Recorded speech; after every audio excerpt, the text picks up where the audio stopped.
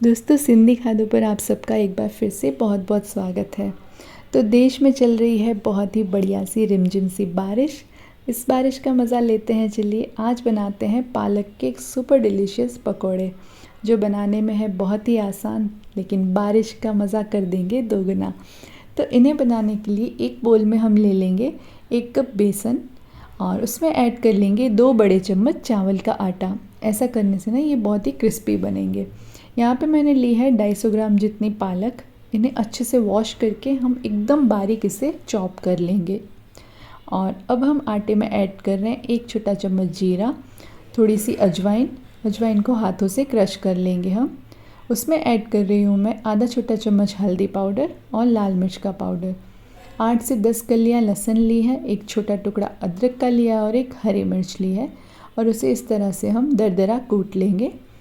तो ये ना तकरीबन 1 बड़े चम्मच के करीब है, तो वो मैं इसमें ऐड कर रही हूँ। और साथ ही हम इसमें डाल देंगे स्वाद के अनुसार नमक। और अब हम इसमें ऐड करेंगे थोड़ी सी बेकिंग सोडा, जो खाने वाली सोडा आती है ना, 1 चुटकी भर मैं इसमें ऐड कर रही हूँ। और उसके बाद पालक को जो हमने एकदम बारीक चॉप करके रखा था ना, वो भी हम इस पर थोड़ा थोड़ा करके ऐड करेंगे। फ़िलहाल इसका बैटर बनाने के लिए मैं पानी ऐड नहीं कर रही हूँ, क्योंकि पालक में ना बहुत सारा पानी होता है। तो ये पकोड़े बनाने के लिए हमें थिक बैटर चाहिए, तो अगर हमें ज़रूरत लगेगी तो हम इसमें पानी ऐड करेंगे। तो सबसे पहले अब हम क्या करेंगे, इन सब को ना बहुत ही बढ़िया तरीके से हम मिक्स कर लेंगे। पिसी हुई लहसुन वगैरह जो भी है ना, पालक के साथ मसालों के साथ एकदम बढ़िया से बाइंड होनी चाहिए। तो इस तरह से मसलते हुए हम सबको आपस में अच्छे से मिक्स कर लेंगे।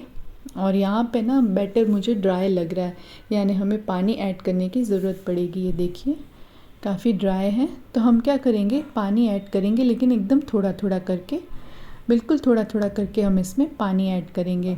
और ये बैटर हम तभी बनाएंगे जब हमें पकोड़े बनाने हो, क्योंकि हमने इसमें बेकिंग सोडा डाल दिया ना, तो वो डाल के हम बैटर को रख नहीं सकते। तो जब पकोड़े फ्राई करने हैं तभी हम इस बैटर को बनाएंगे।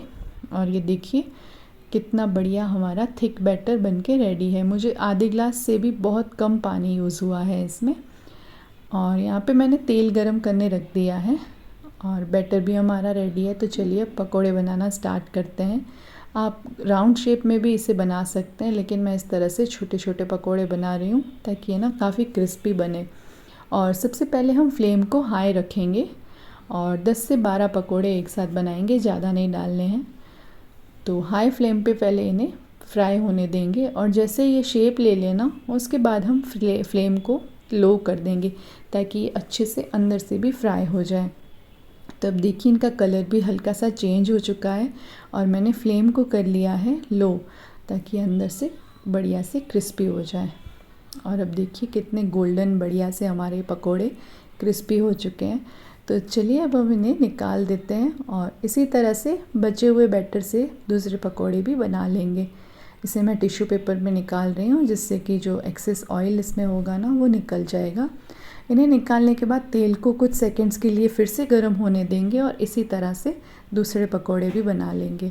यहाँ पे मैंने एक हरी मिर्च भी तल दी थी, बढ़िया लगती है इसके साथ। तो इन पकोड़ों को गर्मा गर्म सर्व करेंगे हम अपनी फेवरेट चटनी के साथ या फिर चाय के साथ। तो इस बारिश का मज़ा दुगना करने वाले पकोड़ों को आप भी ज़रूर से ट्राई कीजिएगा, और मुझे बताइएगा ये आपको पसंद आए या नहीं।